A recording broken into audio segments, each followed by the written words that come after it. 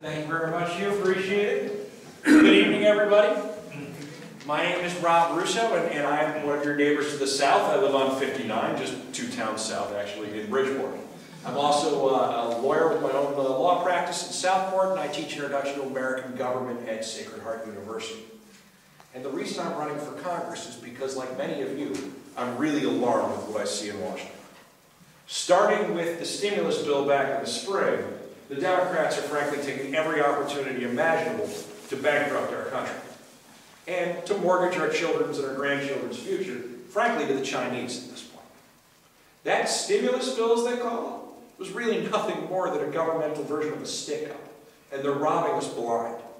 And to make matters worse, they're taking advantage of our own economic distress to do it. They said it was to create jobs, but when you look at the meat of the bill, $16 million goes to bail out of mouse habitat at Nancy Pelosi's home district. $900 million went to the Gaza Strip, which the last time I checked is not run by people that are particularly fond of us. And I have no idea how that creates jobs here in the United States. Instead, it created a deficit of $1.3 trillion. Money we don't have, money we have to borrow from the Chinese. Just to give you an idea, the entire federal budget in 1992 was $1.3 trillion. Now, in 2009, that's our annual debt. Now, of course, that's not enough. They've moved on to health care. Now, my family's been in health care in this area for over 60 years. I'm the black sheep in the family as a doctor. Everybody says he's a lawyer. Everybody else is a doctor. And I'm amazed what they're doing. Just look at the spending alone. $1.2 trillion is the bill that they've passed. And let's be clear, this is not reform. This is another stimulus bill. They figured if they can make health care so expensive, they'll drive us all to a public option. There won't be an option. It'll be a single-payer system. That's what they're working towards. $1.2 trillion in new spending on top of the $1.3 trillion deficit. And what did they do? They also added $700 billion of new taxes. $700 billion of new taxes. Taxes that are going to be paid by individuals and small businesses. When unemployment is 10.2%, how do you add $700 billion of new taxes on small businesses? For businesses to pay those taxes, they're going to actually have to lay more people off. Their logic is incredible. The only place I've seen logic this bad, frankly, is Bridgeport City Hall. It's amazing. But frankly, healthcare is about a heck of a lot more than just money. It comes down to, frankly, freedom. It comes down to personal choice. It comes down to the decision of who gets to govern how you take care of your body. And I don't know if the Democrats are lying to us or lying to themselves, but if government's going to be responsible for paying for it, they're going to be responsible for the decision-making process as well. And I don't know if you saw this government study that came out on Monday. This is the most ludicrous thing I've ever seen.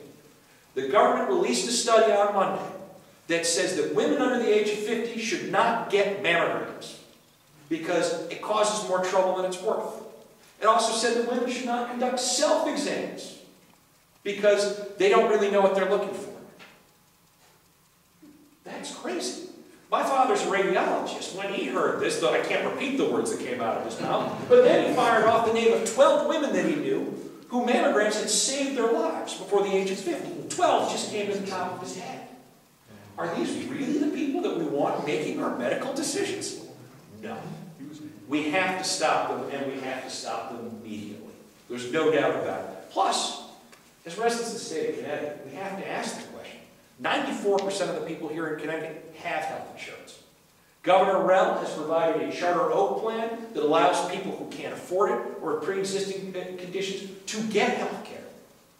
Why are we being asked to pay an extra $700 billion in taxes, which we as the state of Connecticut will pay more than our fair share of, for something that we already have? So then we come to Jim Hines.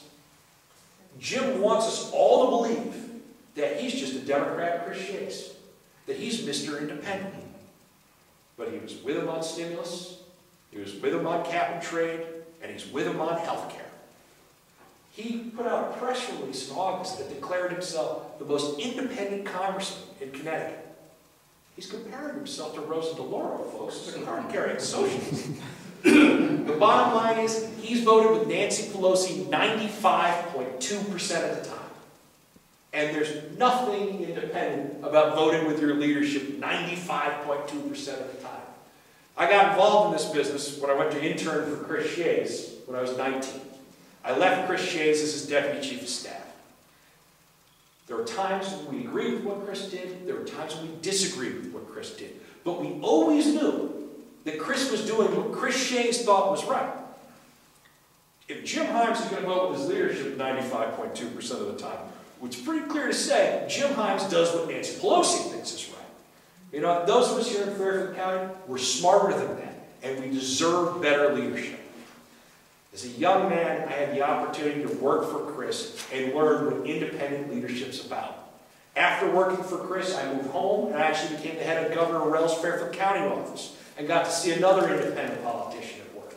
And when my time came to be the Republican state senator from Bridgeport, yes, believe it or not, there are a few of us down there, I also was able to put those lessons that I learned from Chris and Jody to work and be another independent politician. Frankly, I like to think I'm probably the first Bridgeport politician to go up to Hartford, and instead of looking to spend more of your money, I look to audit it. Because in my city of Bridgeport, our school district's not really paid for by those of us in Bridgeport. It's paid by you, the state taxpayers. And Bridgeport gets about $200 million a year from the state of Connecticut to fund our school system. I don't know how familiar you are with our school system, but it's in trouble. But no one before me had said, hey, Bridgeport, $200 million. What are you doing with it? I didn't go up there to put more money in Bridgeport that I couldn't track. I went up there and convinced the governor to fund a $500,000 comprehensive management study and audit of the Bridgeport public school system so we could see where that money was going. It's underway right now and is already uncovering waste, fraud, and abuse. We're going to make sure that that money goes where it's supposed to, into the classrooms. And that's why, these are all the reasons, but those are the reasons why I am the candidate to beat Jim Himes. I'm someone who has experience as a Republican running in a very Democratic district. My old state Senate district, half of it is Trumbull and Monroe. Trumbull is slightly more Democrats than Republicans. Monroe is slightly more Republicans than Democrats. But the other half is Bridgeport, where Republicans are outnumbered nearly 5-1. And I won in that district on a solid Republican economic message that I was able to get through to the voters. And that's what we need. We need people that are strong fiscal conservatives that are going to bring back classic Republican values to government. And admittedly, we know the Republican Party got a little off track the last few years. Much of the deficits, much of the federal debt that we already have is just as much a fault of the Republicans as it is the Democrats. And we need someone that will go to Washington and will not spend money we don't have. We'll look to grow the economy not by ludicrous stimulus bills, but by targeted tax cuts that encourage businesses to hire people and actually grow the economy. And we need someone, frankly, we need a candidate that this isn't the first time that I've been in the Easton Library. Bill remembers when he was the first selectman and I was working for the governor, when I'd come to meet with him. I know this district, I know the towns in this district. I started working for Chris Shays when I was 19, that is now 15 years ago, and I've been active around here for quite some time. That's what it's going to take. As the way the situation lays now, Jim Himes is in a lot of trouble next year.